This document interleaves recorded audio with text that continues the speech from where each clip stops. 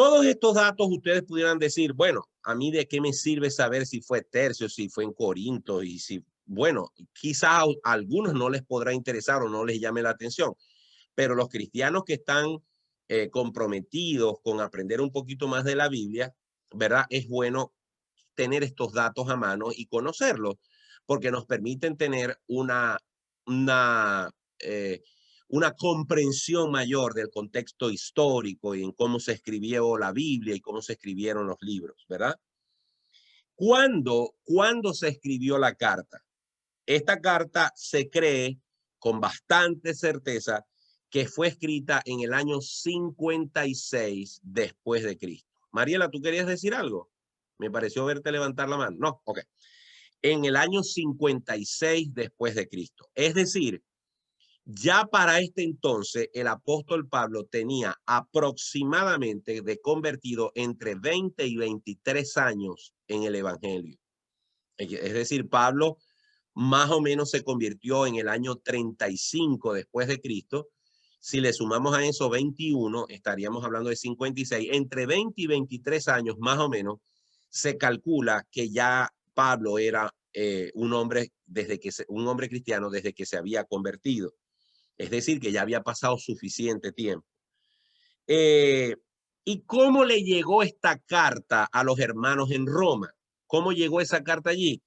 Lo sabemos que fue la hermana Febe, una hermana llamada Febe, la que llevó la carta. ¿Cómo lo sabemos? Porque en Romanos 16, capítulo 16, versículo 1 y 2, dice lo siguiente.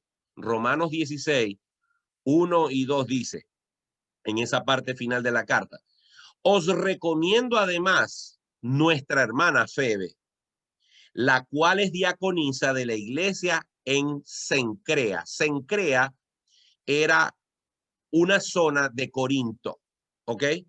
Una zona de Corinto y ella era diaconisa en esa iglesia. Y dice, versículo 2, que la recibáis en el Señor como es digno de los santos y que la ayudéis en cualquier cosa en que necesite de vosotros, porque ella ha ayudado a muchos y a mí mismo. ¿Ok? Entonces, después que la carta fue escrita, el apóstol Pablo, sabiendo que era Febe quien la iba a llevar, entonces ella recomienda a la hermana Febe a los hermanos de Roma para que la reciban y la ayuden en todo lo que puedan. Eso nos permite saber que el manuscrito de la carta a los romanos estuvo en manos de Febe y ella la llevó hasta Roma para que la iglesia de Roma la leyera. Recuerden que hay una cosa importante que tener presente en todo esto. Estas eran cartas como las que ustedes llegaron a escribir alguna vez a una persona muy amada, ¿verdad? Cuando ustedes estaban escribiendo la carta, la estaban escribiendo para esas personas. Yo no estoy seguro, yo no creo que Pablo tenía la cosmovisión suficiente para saber que todas sus cartas algún día iban a ser parte del canon bíblico. Él sabía que estaba hablando palabra de Dios. Él sabía que estaba hablando por medio del Espíritu, o el Espíritu Santo estaba hablando por medio de él. Él sabía que lo que estaba enseñando era doctrina cristiana venida precisamente de Dios para con la iglesia. Pero al momento de escribir la carta, él estaba pensando en los hermanos de Roma. Pero Dios es tan bueno, Dios es tan maravilloso, que a pesar de que él escribió con esa intención, en este caso de enseñar a la iglesia de Roma, sin embargo, Dios, con el paso de los años, nos ha mostrado que estas palabras escritas a una iglesia específica en Roma es un conocimiento y son principios universales que aplican para cualquier iglesia en cualquier parte del mundo. Y eso solamente lo puede operar el Espíritu Santo. Porque escribir una carta que pueda aplicarse a los cristianos, cualesquiera sean los tiempos históricos y cualesquiera sean los principios culturales de cada cristiano, y que esos principios apliquen y no riñan con la personalidad, con la cultura, la nacionalidad de las personas, definitivamente es una obra del Espíritu Santo. Es como hacer un traje que es capaz de que le quepa a cualquier persona y le quede a la medida. Así fue escrita la Biblia.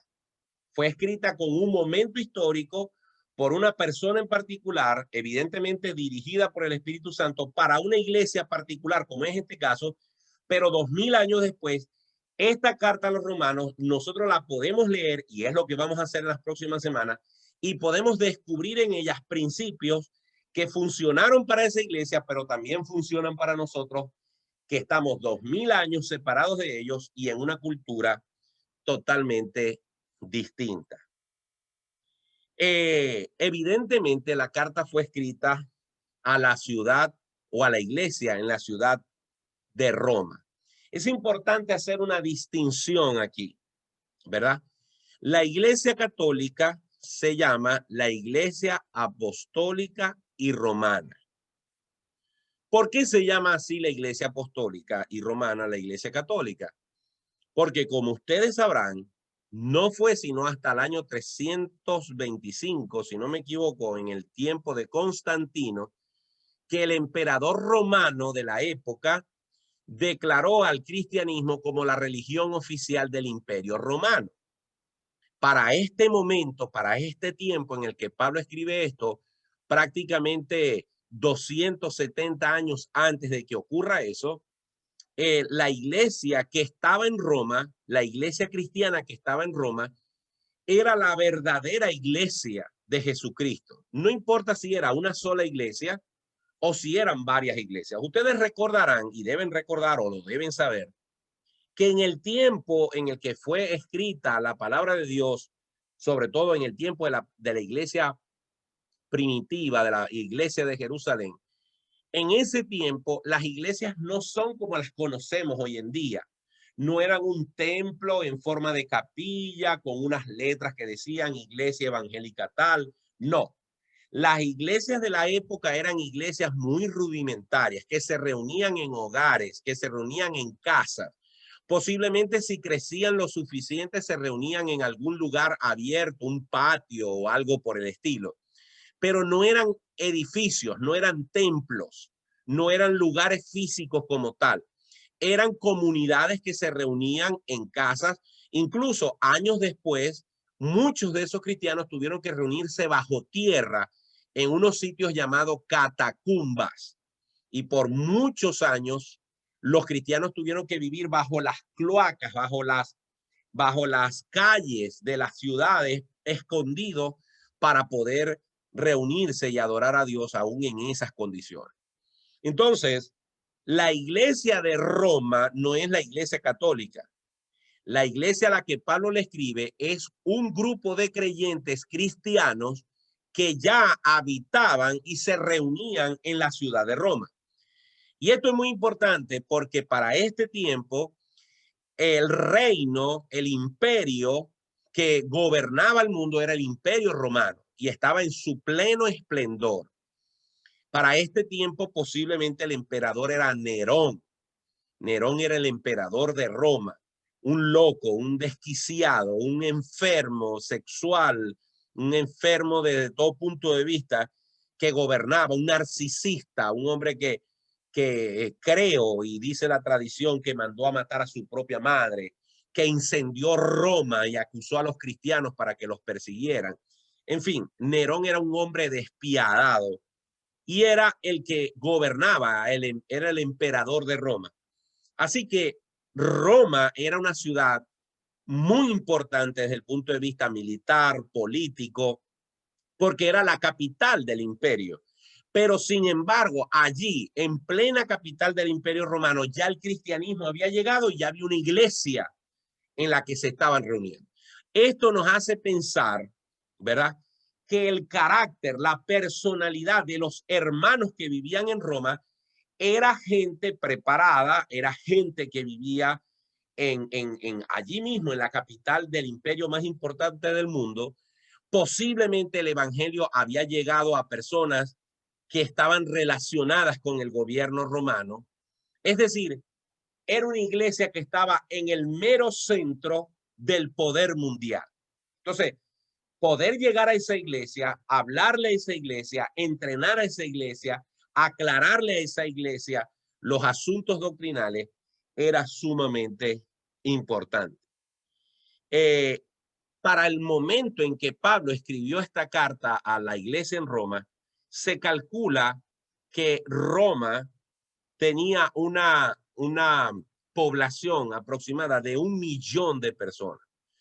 1 millón de personas puede parecernos poco hoy en día para una ciudad, pero para Roma en esa época, hace 2000 años, era realmente una cantidad inmensa. Sin embargo, de ese 1 millón de personas, muchos de ellos eran gente pobre, eran esclavos de los grandes señores del Imperio Romano.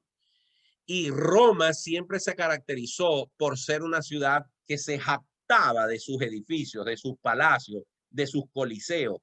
De hecho, hasta el sol de hoy queda todavía una gran parte del Coliseo romano y de muchas estatuas y cosas que habían en Roma para esa época. Ellos se jactaban de toda esa esplendidez de sus edificios, de su majestuosidad. Pero dicen los escritores que al mismo tiempo esa belleza de la ciudad contrastaba con la profunda pobreza de sus barrios donde vivía la gente más pobre.